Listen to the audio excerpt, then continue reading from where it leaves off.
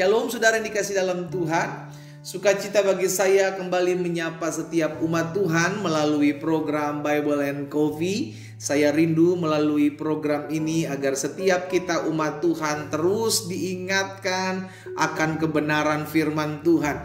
Sama seperti apa yang dikatakan Tuhan kepada Yosua, janganlah engkau lupa memperkatakan kitab Taurat ini, tetapi renungkanlah itu siang dan malam, sehingga hidup kita berhasil, hidup kita beruntung kemanapun Tuhan mengutus kita. Itu sebabnya saya mengajak setiap umat Tuhan untuk kembali sama-sama kita akan merenungkan firman Tuhan, karena kita percaya Alkitab menjanjikan, firman Tuhan menjanjikan buat setiap kita bahwa orang yang mencari kerajaan Allah serta kebenaran terlebih dahulu, maka semuanya yang terbaik ditambahkan dalam kehidupan kita.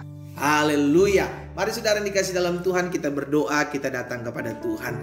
Bapa, dalam nama Yesus kami mengucap syukur buat kasih karunia Tuhan, buat anugerah Tuhan dalam kehidupan kami. Kami berterima kasih sungguh semua karena anugerah Tuhan, semua karena berkat Tuhan, maka hari ini kami boleh ada dengan tidak kekurangan suatu apapun yang baik. Betul, sampai hari ini kami masih diperhadapkan dengan pergumulan demi pergumulan, tapi kami tahu tangan Tuhan yang kuat itulah yang menopang kami. Tangan Tuhan yang kuat itulah yang menghibur kami. Sampaikan sesuatu bagi kami ya Roh Kudus. Kami buka hati kami untuk firman-Mu di dalam nama Tuhan Yesus Kristus. Haleluya.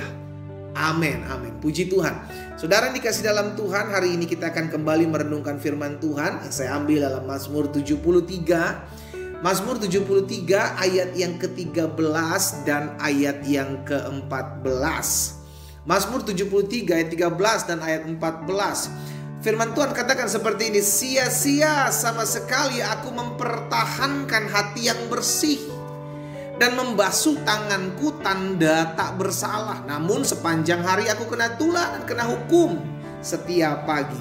Saudara dikasih dalam Tuhan, pemazmur mengingatkan kepada setiap kita, dia punya pengalaman pribadi bagaimana ketika melihat orang-orang fasik, orang-orang yang jauh dari Tuhan, orang-orang yang hidup tidak takut akan Tuhan, tetapi keadaan yang terjadi atau keadaan yang dilihat oleh pemazmur, hidupnya aman-aman gitu kan. Hidupnya seakan-akan tidak mengalami kesusahan, gemuk, iya kan? Buatnya bukan setiap orang gemuk adalah orang fasik, no ya, enggak ya saudara ya. Jadi yang dilihat pemazmur seperti itu, kayak seakan-akan tuh kayak nggak ngalamin kesusahan, kayak nggak ada hukuman dosa dalam kehidupannya. Nah itu yang akhirnya membuat pemazmur kayaknya kok sia-sia selama ini aku ikut Tuhan. Dan saya percaya ada banyak dari kita anak-anak Tuhan pun punya pemikiran yang sama.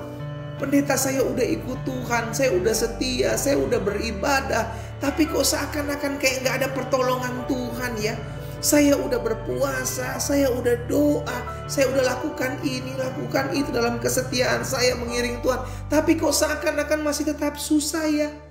Sedangkan saya ngelihat teman saya yang tiap hari clubbing, tiap malam keluar, jalan-jalan, foya-foya, hidupnya berzina, hidupnya berselingkuh, tapi kok seakan-akan diberkati. Saudara yang dikasih dalam Tuhan, saya percaya ada banyak dari kita pernah melihat keadaan dan pernah mungkin mengalami hal seperti ini. Ini juga yang dipertanyakan oleh pemazmur, kenapa hal ini bisa terjadi? Saudara yang dikasih dalam Tuhan, tapi ternyata izinkan saya mengingatkan, ada yang selanjutnya dikatakan oleh pemazmur. Di ayat 18 dan ayat 19 ya, masih dalam pasal yang ke-73. Ayat 18 dan 19 bilang seperti ini, sesungguhnya di tempat-tempat licin kau taruh mereka, kau jatuhkan mereka sehingga hancur. Betapa binasa mereka dalam sekejap mata, lenyap, habis oleh karena kedahsyatan. Saudara dikasih dalam Tuhan, inilah akhir dari hidup orang-orang yang tidak takut akan Tuhan. Ujung-ujungnya binasa, ujung-ujungnya kejatuhan, ujung-ujungnya berantakan. Kalau kita yang mungkin hari-hari ini sedang mengalami proses dalam kesetiaan kita tetap ikut Tuhan, dalam kesetiaan kita tetap mengiring Tuhan, tetapi memang ada pembentukan, memang ada bukan penghukuman, tapi pendidikan Allah dalam hidup kita. Kita didewasakan. Berbedanya dengan orang yang tidak takut akan Tuhan, mereka mengalami hukuman pada akhirnya. Tetapi kita sebaliknya, saudara yang dikasih dalam Tuhan, kita dididik, kita didewasakan, dan kita akan melihat kemuliaan Tuhan. Berbanding terbalik, sekarang akhirnya kitalah yang memilih. Iya kan? Bersuka-suka dahulu, lama-lama hancur berantakan kemudian. Atau kita berakit-rakit dahulu, bersakit-sakit dahulu, bersenang-senang kemudian. Mana yang kita pilih? Karena pada saat ini kita diperhadapkan dengan hal-hal seperti itu. Kita mungkin nggak menyadari gitu kan, kenapa hal ini terjadi, kenapa hal itu terjadi. Alkitab jelas mencatat tidak ada yang sia-sia ketika engkau berharap kepada Tuhan. Bahkan dalam Roma 10 ayat 11 jelas, barang siapa yang percaya kepada Allah, kepada Dia tidak akan dipermalukan. Jadi kalau sampai hari ini engkau belum melihat doamu belum dijawab, sampai hari ini engkau masih mengalami kesusahan demi kesusahan, sedangkan kita tahu bahwa kita sudah setia, kita sudah ikut Tuhan dengan kesungguhan hati, dengan ketulusan, tapi masih ada dalam pembentukan pemurnian, kita diingatkan sama seperti bapa mendidik anaknya. Demikian pula kita dididik oleh orang tua kita, ayah kita, demikian pula kita dididik oleh Allah kita sebagai bapa untuk mendapatkan apa? Pendidikan Tuhan yang ujung-ujungnya baik buat saudara dan saya, mendewasakan kita, membuat kita menjadi pribadi-pribadi yang kuat menghadapi badai. Hari ini kita diingatkan, kita mau mengambil keputusan yang mana saudara dikasih dalam Tuhan. Karena Alkitab menjamin sekalipun engkau sudah mengiring Tuhan, tapi engkau sedang mengalami proses, sedang mengalami ujian, tidak ada yang sia-sia dalam setiap apa yang engkau tabur. Engkau menabur doa, engkau akan menuai jawaban doa. Engkau menabur air mata, engkau akan menuai mata air yang dahsyat. Engkau menabur sesuatu, engkau akan menuai. Engkau menabur dalam dagingmu, engkau akan menuai kebinasaan, Alkitab katakan. Engkau menabur sesuatu dalam rohmu, engkau akan menuai sesuatu yang hidup. Saudara dikasih dalam Tuhan, dalam setiap hal yang kita tabur, kita akan menuainya. Jadi mulai hari ini stop membanding-bandingkan dirimu dengan orang-orang yang hidup tidak takut akan Tuhan. Jangan dibanding-bandingkan. Tidak ada samanya saudara dikasih dalam Tuhan. Engkau hidup dalam kesetiaanmu mengiring Tuhan, engkau hidup dalam hidup takut akan Tuhan, engkau tetap menjalankan perintah-perintah Tuhan, mengasihi Tuhan. Itu saja yang kau lakukan. Karena ketika kita mulai membandingkan diri kita, disitulah kita mulai jatuh. Karena kita mulai berpikir, ya Tuhan kok ikut Tuhan begini amat ya. Ya Tuhan ikut Tuhan kok bukannya diberkati malah susah ya. Hei, kita ikut Tuhan itu dibentuk.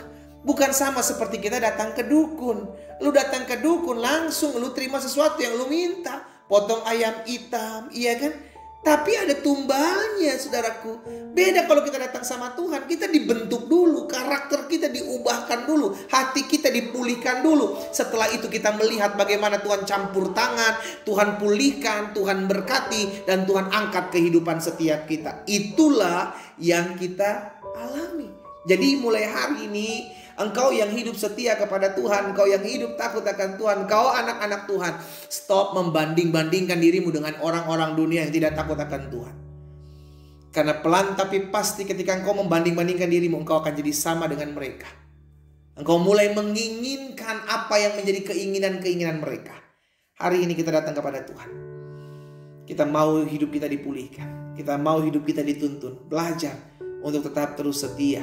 Karena setiap kesetiaanmu tidak akan pernah berujung sia-sia. Selalu ada yang engkau tuai dalam apa yang engkau tabur. Kita berdoa, kita datang kepada Tuhan. Bapa, dalam nama Yesus hari ini kami mendengarkan firman-Mu. Kami percaya dalam kami mengiring Tuhan tidak ada yang sia-sia. Kalau sampai hari ini kami belum melihat jawaban doa, sampai hari ini kami masih menghadapi kesusahan-kesusahan, sampai hari ini kami masih menderita, tapi kami satu hal yang kami percaya, Tuhan, Engkaulah Allah yang membentuk karakter kami. Engkaulah Allah yang mendidik kami, mendewasakan kami. Dan Engkau juga Allah yang pada akhirnya memulihkan kami. Sehingga kami melihat bagaimana ketika Tuhan memulihkan keadaan kami, Engkau sendiri yang berperkara dan memulihkan dan memberkati kehidupan kami. Hamba berdoa buat setiap umat Tuhan yang hari-hari ini mengalami keraguan-raguan dalam mengiring Tuhan, yang hari-hari dalam bertanya-tanya dalam hatinya, sia-siakah selama ini aku mengiring Tuhan. Hari ini hamba berdoa di dalam nama Yesus, Tuhan jamah. Biarlah firman-Mu hari ini yang kami dengar termaterai dalam hati kami, sehingga terus kami berjalan dalam kasih setia dan tetap terus mengiring Tuhan sampai Tuhan Yesus datang kali yang kedua. Berkat-Mu ada atas masing-masing kami ya Allah. Di dalam nama Tuhan Yesus Kristus hamba berdoa. Haleluya. Amin.